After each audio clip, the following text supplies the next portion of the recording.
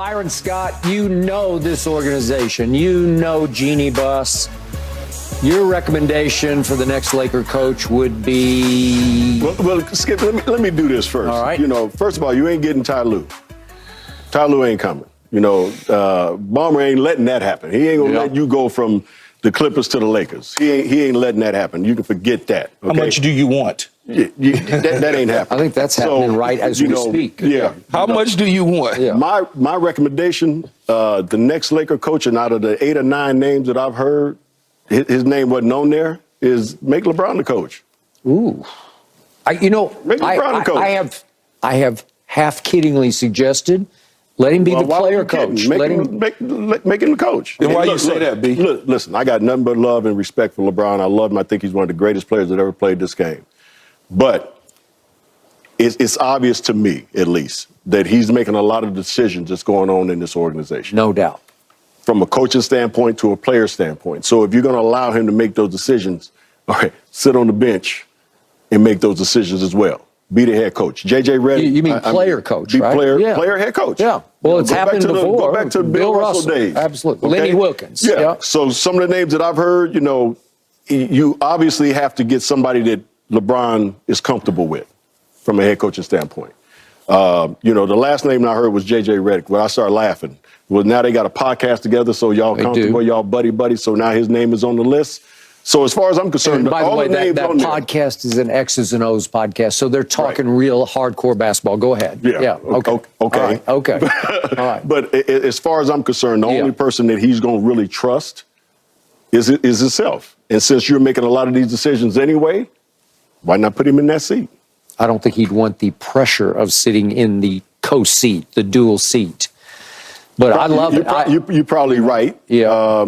Because you got to have somebody. Well, you don't have anybody to blame except yourself, right? I was about to say, you got to have a scapegoat in that seat, you know, as they've had the last 4 years. You got Frank Vogel, who wins a championship with them. The next year, boom, he's gone.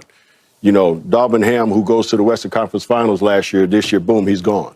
So what are you looking for? What do you need as a head coach to get this team to the next level? You got 2 of the best players in the NBA. Even at 39 years old, LeBron is still one of the best players in the NBA. Anthony Davis this year played out of his mind, in my opinion. Played more games than he's played since he's been a Laker, was as healthy as can be. Yeah. Played great against Denver, against one of the best players, if not the best player in the league in the Joker. You know, held his own. So he did. At the end of the day, to me, I'm looking at it, just make LeBron the coach. All right. So I half kidded about this, but would you have any interest if they had interest in you? No. No? No. I've been there, done that. You know, and again, it's one of those jobs right now where all the pressure and all the blame is always on the coach. You know, you got superstars and you got coaches. You know, coaches are getting blamed, superstars aren't. You know, you don't have these guys taking accountability for what they've done in the playoffs or what they've done over the regular season. It all goes back to the coaches. Now, maybe some of that is legit when you talk about X's and O's and things of that nature. But for the most part, as far as I'm concerned, you know, I think for the first time in a long time, this organization, which I love to death, y'all all know I bleed purple and gold, is in flex. They have to figure out what they're looking for and stick to it. I mean, you know, obviously in coaching anymore, coaching in this league anymore, you don't have teams that are showing the same type of loyalty that they used to back in the day. You know, to me, there's only really a couple of organizations that really give their coaches the chance to develop and grow with their players. And one of those is San Antonio with Pop, obviously, who's been there for years. And then you look at the Pittsburgh Steelers, who's my favorite. Oh, no, I understand. That's my team. You know, the Steelers is my organization. They've had 3 coaches in their lifetime. You know, so I look at this as partly, like you said, I'm partly joking because I don't know who that coach would be right now, who's the right fit for the Lakers. So I'm, give it to LeBron. You know, I disagree with you, though, about not wanting a job. Who, me? Yeah, I disagree with you because... How you going to disagree with me not wanting the job? You know why? I don't want the job. You know why? It's a job that you should take if it was in your radar. And the reason is you've had success with star players. Okay, you've had success with star players. Your personality if you want to call it questioning the authority of LeBron James, you ain't got no problem doing that. No. And it feels like to me where he's had the success at, so to speak, was when they questioned his authority. When you go look at Miami and, you know, Spoles wasn't, better yet, Pat Riley wasn't having it. He wasn't doing the Shaq coming down to the floor and coaching. Right. So he said, no, you play basketball. And Eric too. And I was gonna say, too. And Eric did the same thing. He's like, no, man, you play basketball. Right. So he has success doing that. Then he goes to Cleveland and he respects Ty Lue to the degree that Ty Lue, who's not available, ex-player, won championship, knows X's and O's, knows how to do things, but he didn't mind challenging LeBron at the same time. That's why LeBron likes him.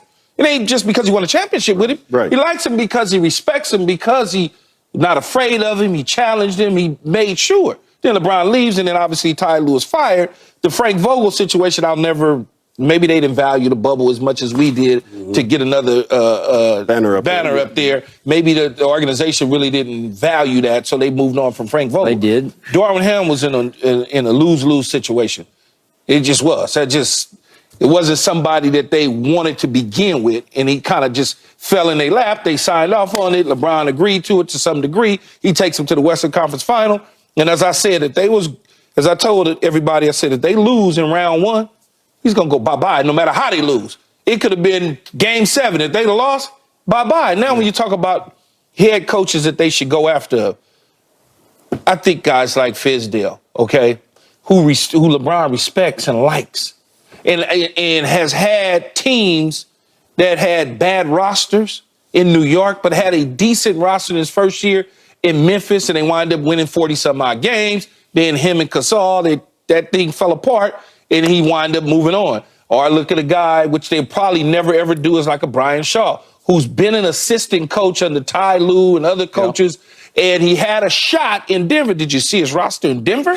When he was, think about it. You mean that crap he had in Denver? You can't win like that. Crap he had in Denver? You can't win like that. And LeBron respects B. Shaw, but it would be up to LeBron to go to them and say, I want this type of coach. I want this. Now, as far as J.J. Redick goes, can he be successful under LeBron?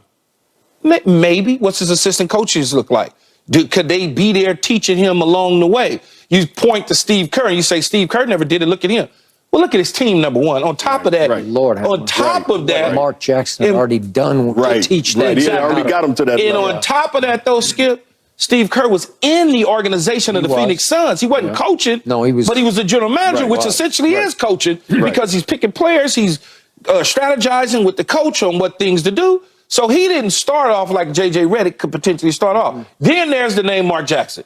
I don't know all the details about what went on at Golden State, but you can't tell me this dude can't coach. You can't tell me he doesn't deserve another opportunity with a franchise he is to just coach. His own man. Yeah. He does things his own way. And that's okay if you win. Live with that. He's been just put it out there. He's been blackballed. Okay. Let's just put it out there. Which Mark makes Jackson no has been sense. blackballed to be a head coach again in the NBA for a number of years. And you're right. It doesn't make sense, but it's the truth.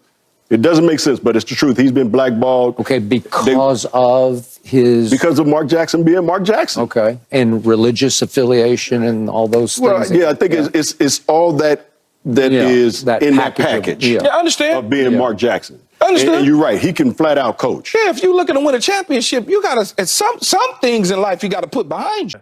From my standpoint, I believe that I have the ability to impact college and pros. Yeah. So whatever opportunity presents itself, there was success in Golden State. 19 straight years, one trip to the playoffs, and all of a sudden we make the playoffs after the first year, 2 years in a row, and win 50 games. It wasn't me, it was us. Yeah. We did a great job of establishing the culture and changing the culture. So I'm honored to have played a role. Proof is in the pudding. I'm seeing guys get 3 and 4 and 5 opportunities that you can question. Yeah. You don't got to say no names, but there's no petitions for them. Yeah. I don't know. Some of them don't even deserve petitions. As soon as you see it, nope. Take a look, take a bag, and take a more from there. You have the facts of life, the facts of life.